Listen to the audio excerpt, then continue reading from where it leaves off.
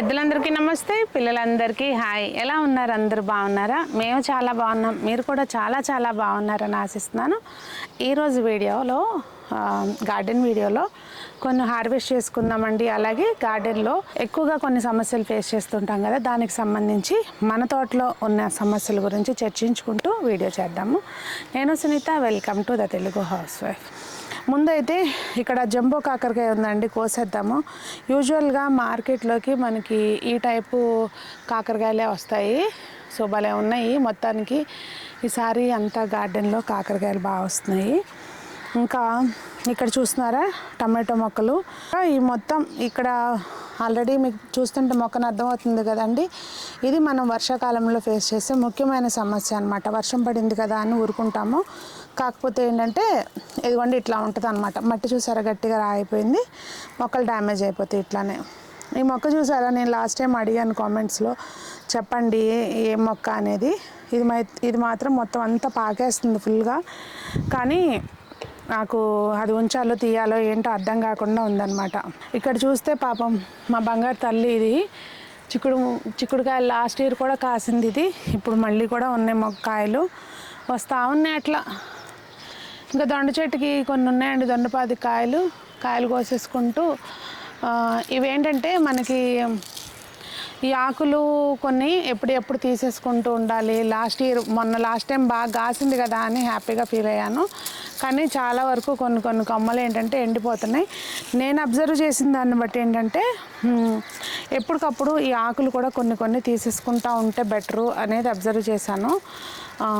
ఇంకా నాకు ఎక్కువ నేను దీన్ని ఏం ప్రాబ్లం వస్తుంది, ఎలా సాల్వ్ చేయాలి అనేది నేను ఎక్కువ దీన్ని అర్థం చేసుకోలేకపోయాననే చెప్పొచ్చు. మీకు ఏమైనా తెలిస్తే కనుక చెప్పండి. ఇంకా కాయలు అయితే కోసేసుకుందాం ఉన్న వరకు. ఇదిగోండి మన గార్డెన్లో మనకి తెలియకోకుండా మొలిసిన మొక్కలు ఇలా కాయలు కాస్తూ ఉంటే ఆ సంతోషమే వేరు కదా. సో ఇవి చిట్టి కాకరకాయలు అనమాట. మనకి మొత్తం ఇట్లా కాయపులంగా వండుకుంటాం కదా, అట్లా వండుకోవడానికి పనికొస్తాయి. ఇంకా ఈ చిక్కుడుకాయలు అండి, ఇది కూడా లాస్ట్ ఇయర్దే మొక్క, ఫుల్గా కాస్తుంది బాగా ఇప్పుడు కూడా. ఇంకొకటి ఇది టైర్లో ఉందన్నమాట చూడండి కింద. సో ఈ టైర్లో ఏంటంటే కింద నేను రాయి వేసేసి ఆ రాయికి చుట్టూ వైపున కోకో పిట్ వేసానండి. మట్టి బయటకు కారుతుంటే కనుక అది ఆపేస్తుంది అన్నట్టుగా వేసాను.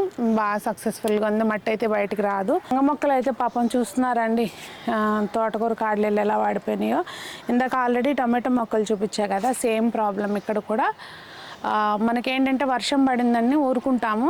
మన మిద్దె తోటలో ఏంటంటే కుండీల్లో ఉంటాయి కనుక వాటి ఆకులే బాగా పెద్ద వర్షం పడి నెమ్మదిగా పడితే తప్పించి మట్టి నానదనమాట. వాటి ఆకులే అడ్డంగా ఉండి లోపలికి వాటర్ వెళ్ళవు.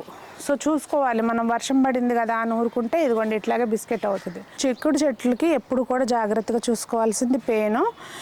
ఇదిగోండి ఇట్లా పేను వస్తే ఏంటంటే మనం ఏం స్ప్రే చేయాలి అని ఆలోచించేదానికంటే ముందు ఉన్న వాటిని ఏదైతే పెస్ట్ ప్రాబ్లం ఉందో పేను, ఆ మొక్కని అక్కడి వరకు కట్ చేసి తీసేసిన తర్వాత అప్పుడు స్ప్రే చేసుకుంటే ఫాస్ట్గా కంట్రోల్ అయిపోద్దండి. ఇది చాలా డేంజర్ అనమాట. మనం నెమ్మదిగా నీమ్ ఆయిల్ స్ప్రే చేయొచ్చులే అనుకునే లోపల మొత్తానికి ఒక్కసారే స్ప్రెడ్ అయిపోతుంది. సరే ఇది చెమ్మకాయ. నేనేంటంటే కుండీలో చూసి ఇది అదేంటి కట్ చేసి ఎవరు పడేసారా అనుకున్నా, చూస్తే ఎంత పెద్ద కాయ అనమాట. ఇది పాదు అండి, అంటే మనకి తీగ రాదు, తీగ జాతి కాదు, మొక్క. సో ఎంత పెద్దది వచ్చిందో చూడండి, చక్కగా మంచి సైజు వచ్చింది. ఎప్పుడు కోసినట్టే చిక్కుడుకాయలు బాగా ఉన్నాయి, ఈసారి కూడా కోసేద్దాము. కాకపోతే ఏంటంటే ఇవి మనకి అన్నీ అందట్లేదు, కొన్ని అందుతాయి, అందని వరకు నేను కోసేస్తాను, మిగిలిన కోపిస్తాను. ఇంకా కాకరకాయలు కూడా ఉన్నాయండి. మీరు చెప్పారు కదా కాకరకాయలు ఇంకొంచెం పెద్దవి అవుతాయి అని చెప్పి, అయితే పెద్దవి చూసారా ఇట్లా పండిపోతున్నాయి అనమాట ఉంచితే కనుక, అందుకని కోసేస్తున్నాను. నేను కూడా ట్రై చేస్తూనే ఉంటాను, అట్లా కాపుతే ఇట్లా కాపుతే అట్లా అని చెప్పి. మీకు ఒకటి చూపిస్తా చూడండి. ఇక్కడ దోసకాయలు చిక్కుడుపాదు కంటే ముందు నాకు హ్యాపీ ఇచ్చే విషయం ఏంటంటే ఇగోండి దోసకాయలు పడిమోలిసింది, బుజ్జికాయలు ఒక 3 ఉన్నాయి. ఇవి ఎప్పుడు కోస్తామా అని ఎగ్జైట్మెంట్ ఉంటుంది నాకైతే. మనకి ఎప్పుడు పండితే హ్యాపీగా అనిపిస్తుంది కదా, అట్లా అనమాట నాకు దోసకాయలు. ఇదిగోండి కాకరకాయలు, కాకపోతే వీటికి దోమ లాంటిది ఏదో ఉన్నట్టుందండి తోటలో. సో ఇట్లా దోమకాటు ఇట్లా మనం ఉంటుంది కదా, ఒక్కొక్క చోట ఇట్లా డాట్స్గా ఉంటున్నాయి. దోమకాటు కానీ లేదు అంటే ఏదైనా మనకి సక్కింగ్ పెస్ట్ కానీ ఉంటుంది, కొంచెం అబ్జర్వ్ చేసుకోవాలి. ఇంక తీగలు వాటిని ఎప్పటికప్పుడు అందించుకుంటూ ఉండాలండి. చూస్తున్నారు ఎక్కడికక్కడ ఇట్లా ఏలాడుతూ ఉంటున్నాయి. ఇదిగోండి ఈసారి మనకి ఈ గ్రీన్ వంకాయలు గుత్తి వంకాయలా ఉంటాయి కదా, ఇవి అక్కడ మిద్దె తోటలో కూడా కాస్తున్నాయి బాగా. మళ్ళీ అనుకోకుండా ఇక్కడ ఈ మొక్క కూడా అదే అయిందనమాట. ఏం చేద్దాం చెప్పండి, ఏ కాస్త అయ్యే. కానీ మీరు అన్నట్టు నేను ఇంతకుముందు ఎప్పుడు కూర వండలేదండి. కూర వండితే బాగున్నాయి. అంటే ఇవి ఎప్పుడు పచ్చడి చేసుకోవటమే కానీ ఎప్పుడు కూర వండలేదు. లాస్ట్ టైం మిమ్మల్ని అడిగితే చెప్పారు కదా చాలామంది, కూర వండితే కూడా బాగున్నాయి. ఇది మన బుజ్జి మిర్చి మొక్కలండి. నేను నర్సరీ నుంచి తెప్పించుకున్నానని చెప్పి పెట్టాం కదా, దానివి ఈ ఇత్తనం అనమాట. ఇవి కొంచెం మనం ఎప్పటికప్పుడు మొక్క పెరిగే వరకు బాగా కాయ సైజు వస్తుంది, ఇంకా ముదరాలి అన్నట్టుగా ఉంచకండి, కోసేసుకుంటా ఉండండి. మొక్క పెరగాలి కదా మనకి, లేకపోతే ఇట్లా అన్నీ కూడా బాగున్నాయండి. చూసారా 5 బొక్కలు పెట్టుకున్నాను నేను.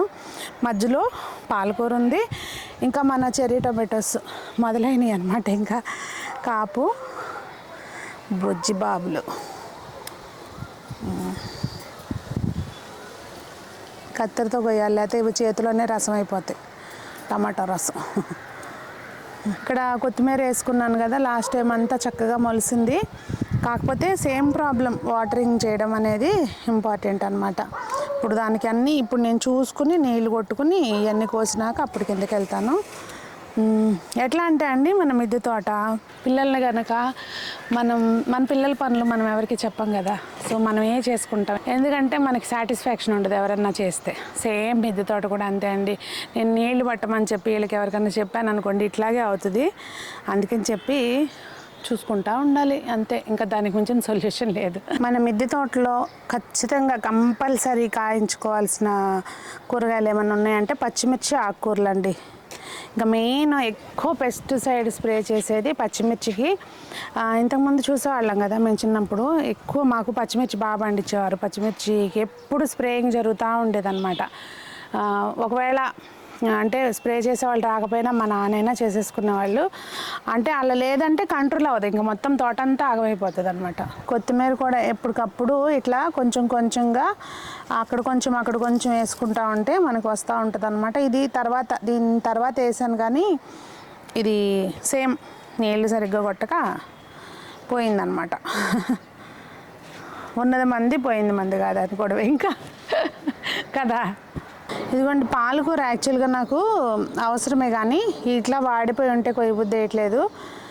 కొంచెం నీళ్ళు పెట్టేసామనుకోండి మార్నింగ్కి మంచిగా పాపం ఎనర్జీ వచ్చేస్తుంది దానికి, అప్పుడు కోసుకుందాం. వావ్, ఇంకొక దోసకాయ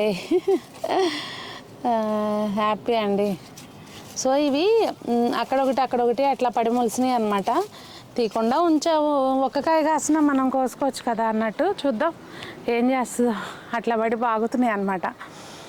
సో అదండి వాళ్ళ హార్వెస్ట్. వీటన్నిటికి ఇప్పుడు నీళ్ళు కొట్టాలి. మళ్ళీ చూస్తేనేమో అట్లా మబ్బులుగా అనిపిస్తుంది. సర్లే అమ్మో వర్షం పడద్దేమోనని ఎప్పుడు కొట్టకుండా వెళ్ళామనుకోండి పొద్దున్నే కుదరదు, మొత్తం పాడైపోద్ది తోట. అలాంటి పనులు చేయకండి, ఏమంటారు. ఇదిగోండి ఇవాళ మన హార్వెస్ట్ కాకరకాయలు. ఇది దేనితోన్నా కాంబినేషన్గా కర్రీ చేసుకోవచ్చు, ఇది వేసుకుని పచ్చడి చేసుకోవచ్చు, ఇది ఫ్రై చేసుకోవచ్చు. అది నేను కూర వండుకున్నాక ఇంకెవరికైనా కూడా ఒక ఇద్దరికి ఇవ్వచ్చు. ఇది కదండి జీవితం అనిపిస్తుంది నాకు ఇలా హార్వెస్ట్ చేసినప్పుడు. మీరు కూడా ఇలాగే సంతోషిస్తారా సేమా? కామెంట్ చేయండి. మరి ఈ రోజుకైతే ఇదేనండి. ఇప్పుడు ఇంకా మొదలు పెట్టుకుని నీళ్ళు పట్టేసుకుని నేను వెళ్ళేసరికి నేనేంటంటే పైకి వచ్చాను అనుకోండి, మాకు ఒకవేళ మా వారి కింద ఉంటే చెప్పి పంపిస్తారన్నప్పుడు, మర్చిపో మాకే మళ్ళీ వచ్చేసే వెనకని చెప్పి. అట్లా టైం ఏమి చూసుకోను, వెనక ముందు చూసుకోను, పని చేసుకుంటూ ఉంటాను అనమాట. నాలాగా మీరు కూడా ఉంటే కనుక కామెంట్ చేయండి. అందరూ బాగుండాలి, అందులో మనం ఉండాలి, అందరూ మొక్కలు పెంచాలి, ఆరోగ్యంగా ఉండాలని కోరుకుంటూ మీ సునీత.